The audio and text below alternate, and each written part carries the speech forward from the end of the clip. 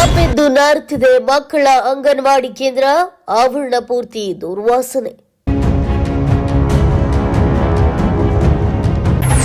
ಬೆಳೆದು ನಿಂತಿರುವ ಕಸ ಕಡ್ಡಿ, ಕೊಳೆತು ನಾರುತ್ತಿರುವ ಚರಂಡಿ ನೀರು, ಇದರಲ್ಲೇ ಮಕ್ಕಳ ಪಾಠ. ಕೊಪ್ಪಳ ಜಿಲ್ಲೆ ಕುಕನೂರು ತಾಲೂಕಿನ ಬಳಗೇರಿ ಗ್ರಾಮದ ಅಂಗನವಾಡಿ ಕೇಂದ್ರ ಸಂಖ್ಯೆ 2ರ ದುಸ್ಥಿತಿ. ಶಿಶುಪಾಲನಾ ಅಭಿವೃದ್ಧಿ ಇಲಾಖೆಯ ಬೇಜವಾಬ್ದಾರಿಗೆ ಕನ್ನಡಿ ಹಿಡಿದಂತಿದೆ ಈ ಅಂಗನವಾಡಿ ಕೇಂದ್ರ. ಚಿಕ್ಕ ಚಿಕ್ಕ ಮಕ್ಕಳು ಪಾಠ ಕಲಿಯುವಂತಹ, ಆಟ ಆಡುವಂತಹ ಅಂಗನವಾಡಿ ಕೇಂದ್ರಗಳು ಎಷ್ಟು ಸ್ವಚ್ಛವಾಗಿದ್ದರೂ ಸಾಲದು.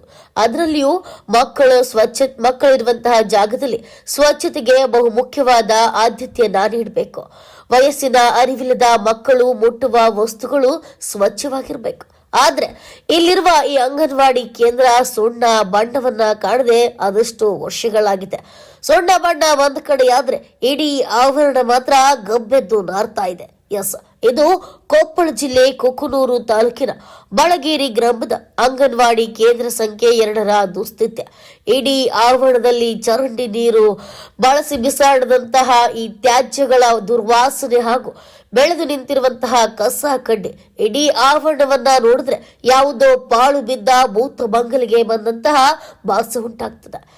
ಇದು ಶಿಶುಪಾಲನಾ ಅಭಿವೃದ್ಧಿ ಇಲಾಖೆಯ ಬೇಜವಾಬ್ದಾರಿಗೆ ಕನ್ನಡಿ ಹಿಡಿದಂತಿದೆ.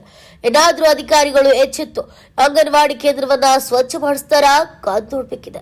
Bureau report, news pulse, Koppal.